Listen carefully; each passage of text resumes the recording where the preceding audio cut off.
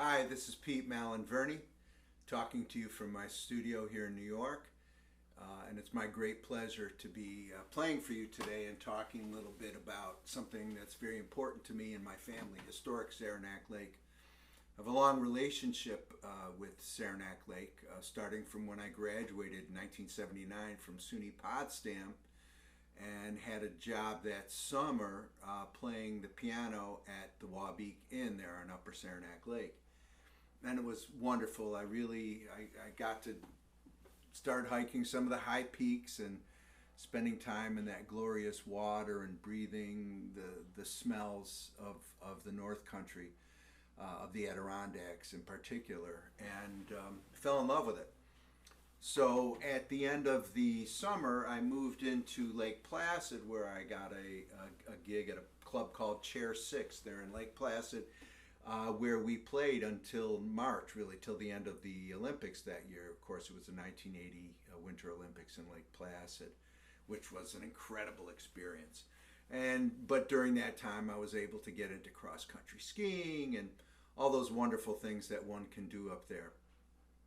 So it became, right after that, I moved to New York City and started my career, as a jazz pianist in the city. But whenever my schedule would allow, I'd bolt and go right up to the North Country again, and do some swimming and some hiking, et cetera, et cetera. And it was a deep and abiding love for that part of the world.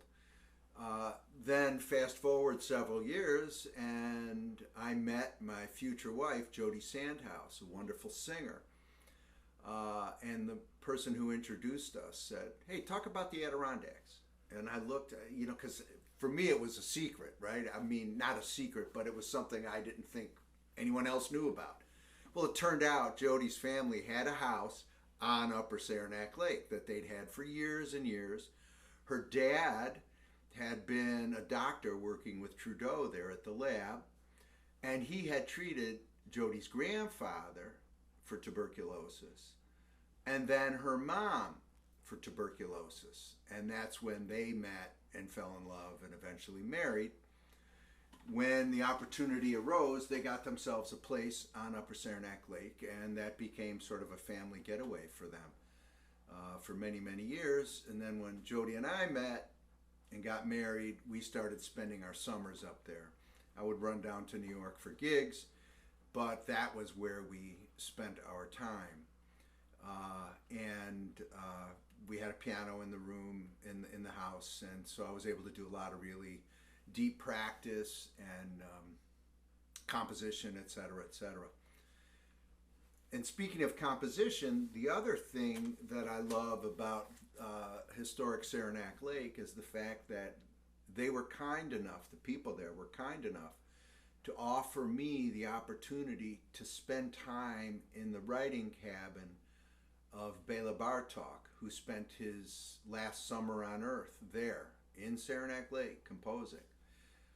And to be in that room several times and to feel the incredible energy, I guess, was really a deep experience. And it sort of, I guess, cemented in my mind the concept that, creative output is determined, of course, by talent, also by inspiration, skills that one will have built up over time. But then also there's that dedication to the job, spending the time doing it. And you'll hear this about authors too, every day they have to be writing. And that's kind of the way I saw Bartok having spent that summer. He had a dedicated cottage where he wasn't living, but he went there expressly to compose every day. So that was quite an inspiration to me. Anyway, the first thing I'm going to play for you is something that I wrote for Jody right there at our little house on Upper Saranac Lake, and I call it "In the Garden of the Eternal Optimist." I hope you like it.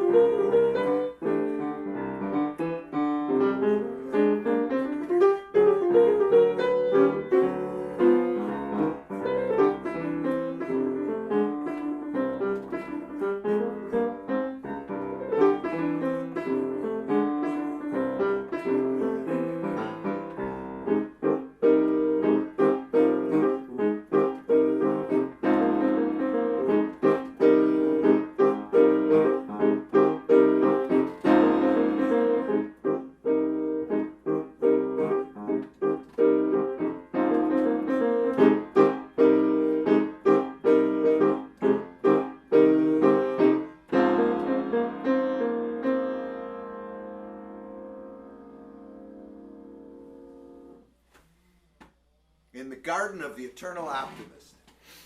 You know, I should say that as a jazz musician, jazz musicians have a very interesting sort of task, right?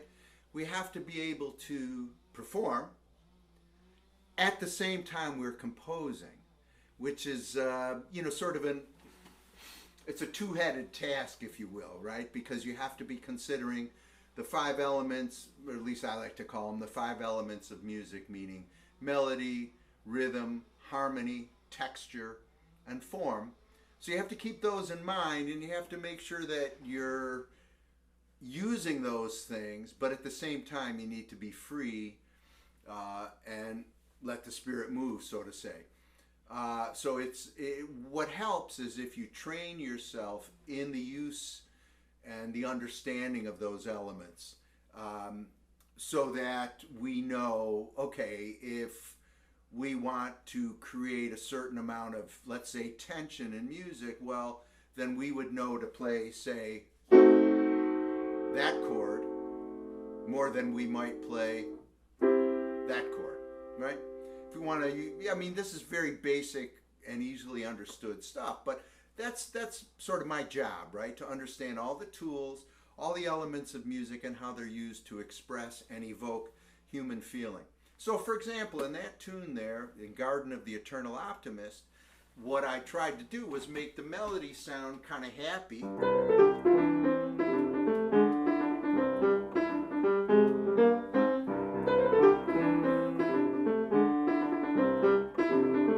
Right, of course. But then also I had the harmony going uphill, so that one might feel a sense of lift.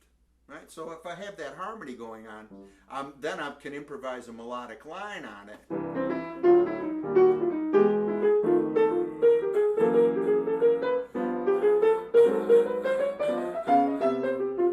Right? So that little phrase right there had a feeling of lift. That's what we have to do. Now this next tune I'm going to play for you is something I wrote after being inspired by seeing a moment of leaves being blown around in sort of a vortex at the corner outside when there was wind. It was late fall, I remember, so there were leaves out, and the wind just did what it does, right? And it made me think about how that was sort of a small-scale model of other things that can happen in nature, a whirlpool in water, or hurricane, tornado, whatever. And so often we see small examples of large things, or we can see large things in nature that are echoed in the small, right? Anyway, so I saw that thing, and I had a little sticky note, and I stuck it on my piano desk to remind me to write something at some point to try to address that image. And I happened to be reading some Shakespeare, and I was reading The Tempest. So, okay, I had my title now. So, only thing I needed, I had the image and I had the title. I just needed the music. So, what I did was, I made this tune, which I'm going to play for you. But I want you to know that after the initial introductory passage, I'm going to get into playing what's called an ostinato, which means obstinate or stubborn, right? But it's a musical term meaning something that carries on while other stuff is going on that may be more changeable. And that ostinato is going to outline a 12-measure form that we call the minor blues. So the minor blues is 4 bars of this.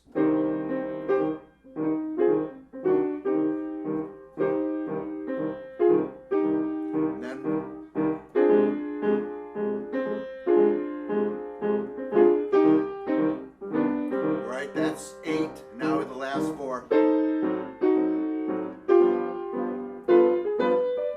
Right, so that's a 12-bar minor blues form. Well, this tune will get to that eventually, and then I'll just improvise melodies over that ostinato that will be elucidating that form. Okay, so here's The Tempest.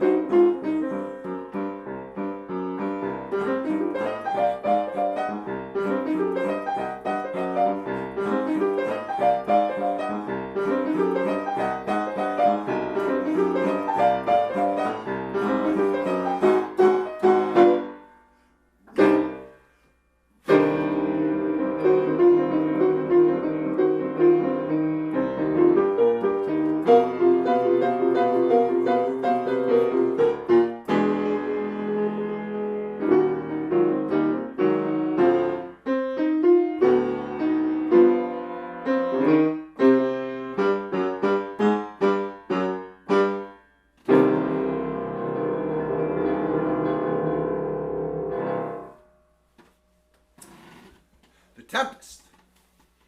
I used to be my mom's favorite.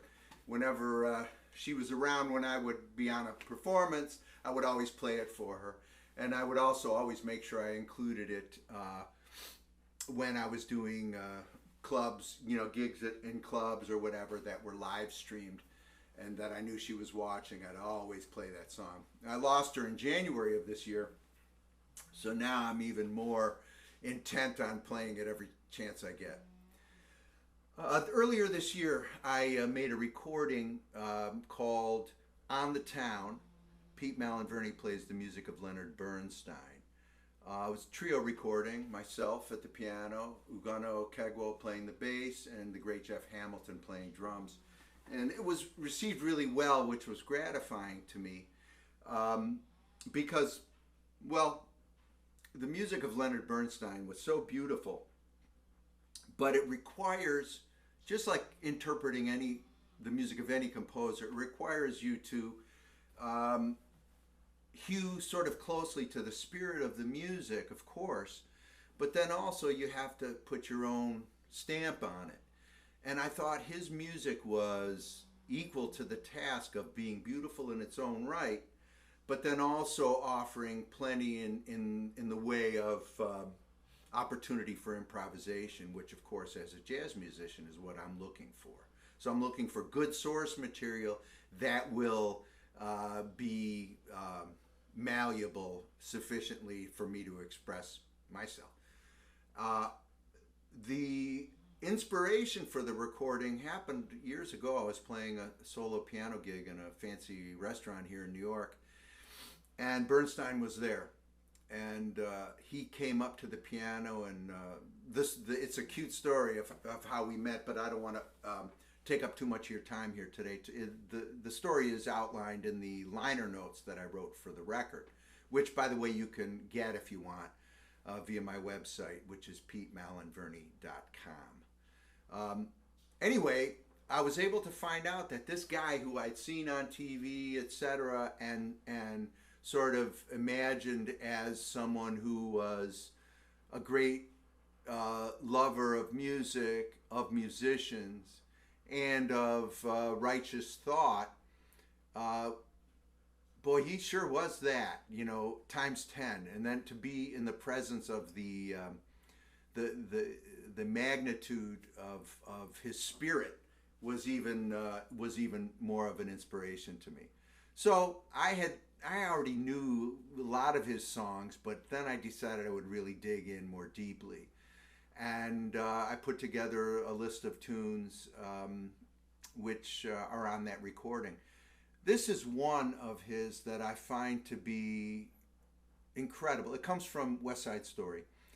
And I kind of think all songs are love songs, They just talk about different parts of love, right? They talk about when you first meet, across a crowded room, or when it's over, it was just one of those things. There's all the different stages and phases of love, and there's a song for every stage. Well, this one that I'm going to play for you now, I think is a great aspirational love song. Like, we are meant to be together, and I know we will. So here it is. I hope you like it.